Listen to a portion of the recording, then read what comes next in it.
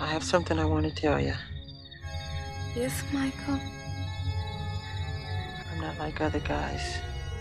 Of course not. That's why I love you. No, I mean I'm different. I'm gonna throw you tonight. Considéré comme étant le plus célèbre vidéoclip, un des meilleurs, pour ne pas dire le meilleur de l'histoire.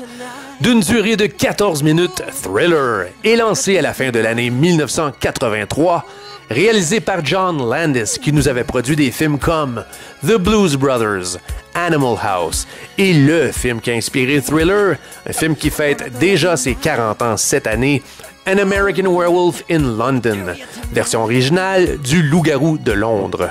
Suite au succès des vidéoclips de Thriller, Beat It et Billie Jean, 3 extraits de son album Thriller, Michael Jackson est devenu le premier artiste noir à être diffusé de façon régulière sur la chaîne de télé MTV. Depuis son existence, les nombreuses références associées à ce clip ont été utilisées maintes et maintes fois, à toutes les sauces et dans toutes les sphères de la pop culture. Et c'est sans oublier qu'il restera à tout jamais un hymne à l'Halloween.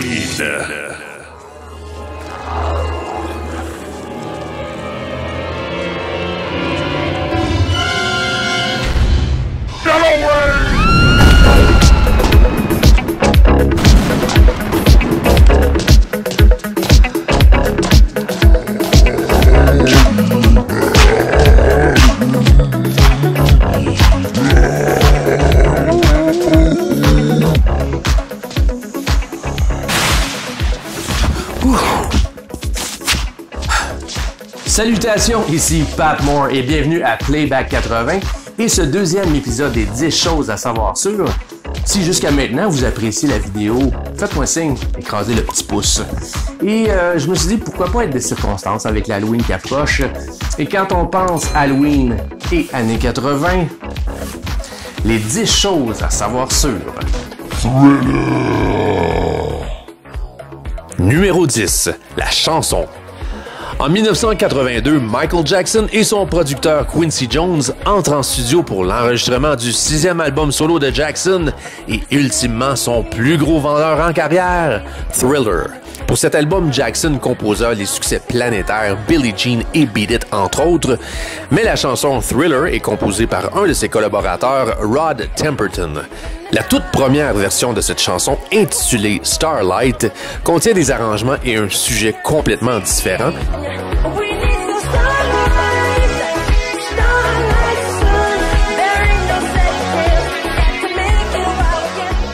Mais après plusieurs écoutes de la démo de Starlight, Jackson et son équipe prennent une toute nouvelle direction pour la pièce.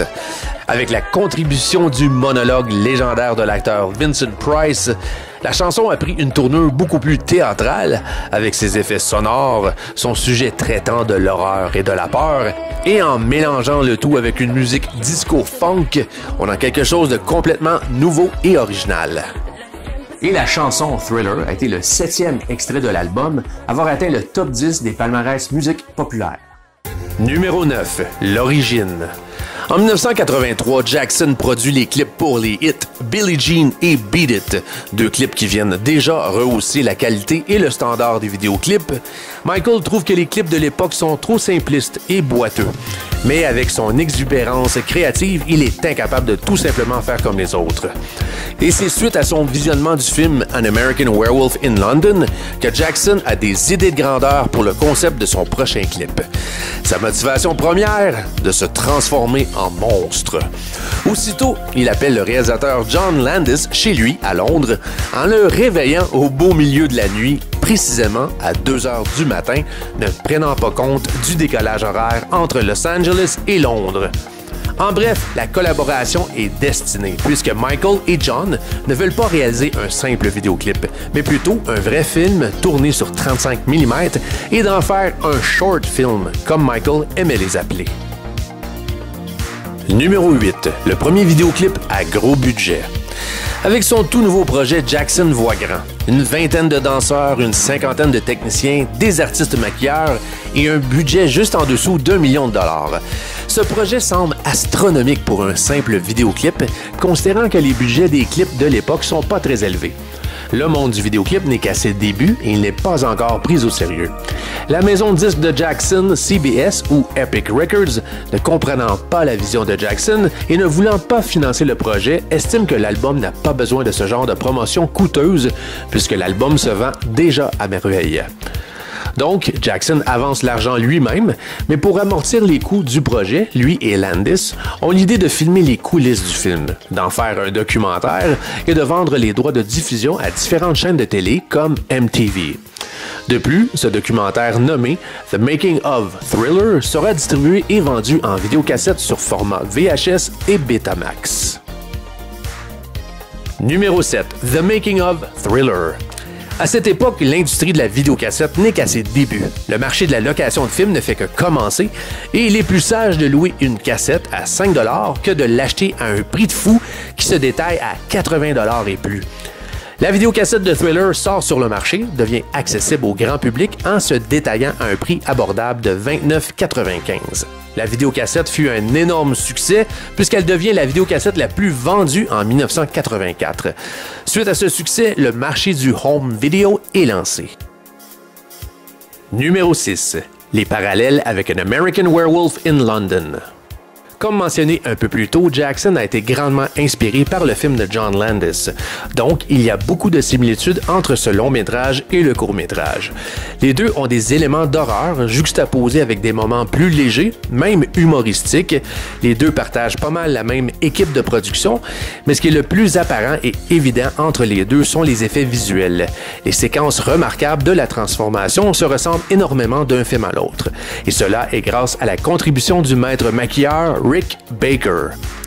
Dans le documentaire du Making of Thriller, nous pouvons justement voir Rick Baker à l'œuvre et grâce au Making of Thriller, Baker s'est souvent fait dire que ce documentaire avait permis d'influencer et d'ouvrir les horizons à une panoplie de jeunes artistes en herbe qui voulaient se lancer dans les effets visuels cinématographiques. Aussi, c'est en 1982 qu'une toute nouvelle catégorie de prix est instaurée aux Oscars, celle pour meilleur maquillage et coiffure. Et c'est nul autre que Rick Baker qui gagnait son tout premier prix à vie pour son travail dans American Werewolf in London. On pourrait même aller jusqu'à dire que Thriller est comme le petit frère ou une suite indirecte à American Werewolf in London. Numéro 5. Une ex-playmate. Au tout début, le rôle de la petite amie de Jackson avait été offert à l'actrice Jennifer Beals. Connue pour son rôle dans le film à succès Flashdance, mais n'étant pas disponible, le rôle revient à Ola Ray. Elle est choisie pour son superbe sourire et elle est fan finie de Jackson. Avant d'être comédienne, Ola Ray avait été mannequin ou pin-up pendant plusieurs années, posant nue dans des magazines comme Playboy, mais la chimie entre elle et Jackson est authentique. Et elle se sent puisque cette fameuse scène est tournée en une seule prise. Numéro 4. Les maquillages. Michael Jackson aime déjà se déguiser et entrer dans la peau de différents personnages. Il adore le processus du maquillage. Il peut y passer plus de 8 heures d'affilée assis à la chaise de l'artiste maquilleur Rick Baker. Même si parfois les séances ressemblent à de la torture, car la colle et le latex brûlent littéralement la peau de Jackson, mais il ne bronche pas. En entrevue, Baker a souvent avoué comment Michael était un sujet parfait, un artiste dévoué et comment c'était facile de travailler avec lui. Au départ, Michael voulait se transformer en loup-garou, mais Baker trouve que Michael a des traits beaucoup plus félins, alors il préfère le transformer en espèce de chat-garou. Baker a souvent dit que dans la vie de tous les jours, Michael était comme un gamin timide, mais lorsqu'il entre en scène, il devient complètement une autre personne. Donc, on pourrait dire que le concept de la métamorphose est un concept qui colle bien à la peau de Michael Jackson. Petit jeu de mots poche. Numéro 3. La chorégraphie. Le point culminant et marquant dans Thriller est la fameuse scène de la danse des morts. Lorsque Michael arrive au premier jour des répétitions, il dit « Je ne veux pas une chorégraphie de ballet jazz classique. Il veut des mouvements saccadés et un peu bizarres.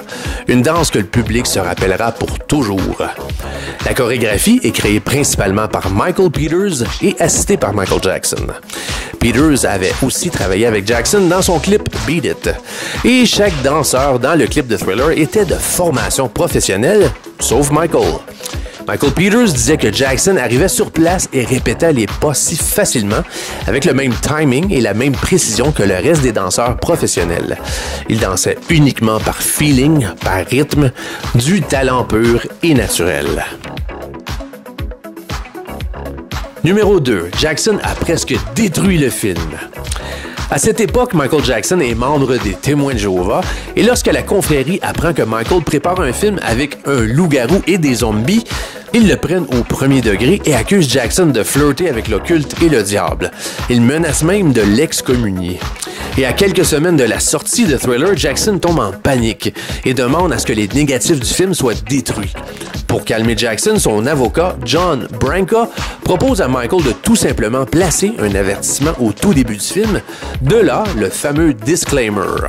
En raison de mes convictions personnelles, je tiens à souligner que ce film ne relève en aucun cas d'une croyance en l'occulte. Numéro 1. La première et son impact. Avant même la sortie officielle du film, un certain buzz est déjà créé autour d'Hollywood durant son tournage. Sur le plateau, plusieurs célébrités viennent rendre visite à Jackson. Des noms comme Fred Astaire, Marlon Brando, Jacqueline Kennedy et Rock Hudson.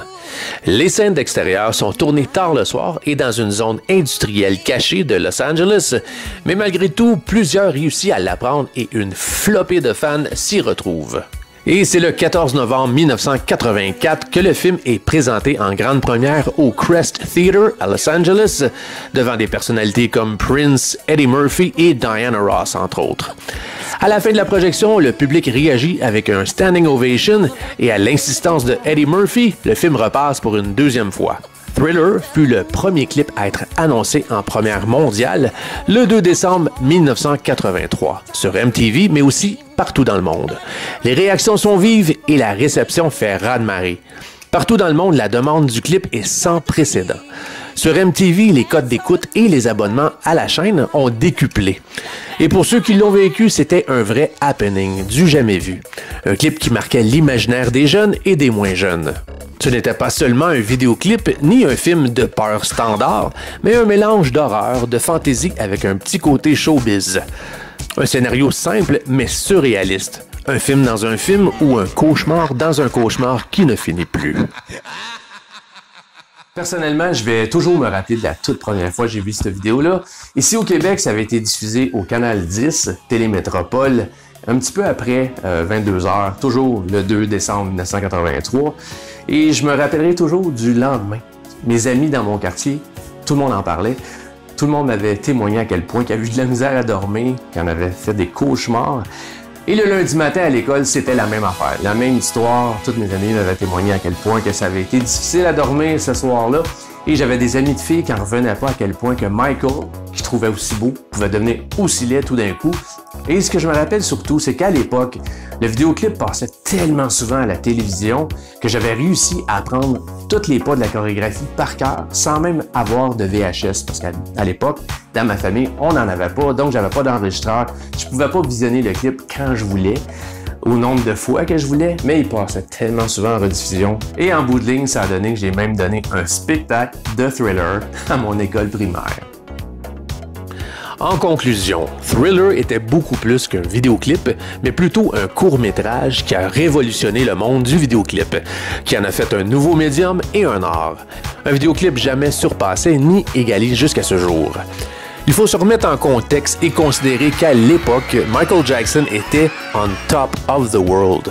Sa musique, ses clips, sa danse, ses perfos et les records qu'il fracassait changeaient à tout jamais la game de l'industrie de la musique populaire. Mais le clip Thriller, lui seul, était un des nombreux facteurs qui ont contribué au succès monstre de Jackson. Un film qui est devenu un phénomène mondial, qui a transcendé son époque et on en parle toujours. Le clip lui-même a fait doubler les ventes de son album et que dire de cette chorégraphie culte que l'on danse encore aujourd'hui. Que vous aimiez Michael Jackson ou pas, il était un artiste magique au style singulier et un talent exceptionnel inégalé. Donc, c'est là-dessus que se termine ce dernier volet des 10 choses à savoir sur. Avez-vous apprécié cette vidéo? Si c'est le cas, faites-moi un petit pouce. Et avez-vous des souvenirs précis associés à cette vidéo? à Michael Jackson ou à l'époque en général? Si c'est le cas, n'hésitez surtout pas à laisser vos commentaires juste en dessous. Il me fera un plaisir de vous lire et de vous répondre. Et si vous êtes fan des années 80, si vous les avez vécus ou si vous aimez tout simplement vous rappeler des bons souvenirs de l'époque, vous êtes à la bonne place. Ici, là, c'est notre spécialité, mettons. Donc, n'hésitez surtout pas à vous abonner en cliquant le petit bouton s'abonner ici. Et juste à côté, il y a une petite cloche, activez-la. Comme ça, vous êtes toujours au courant de nos prochains épisodes. Donc, là-dessus, excusez.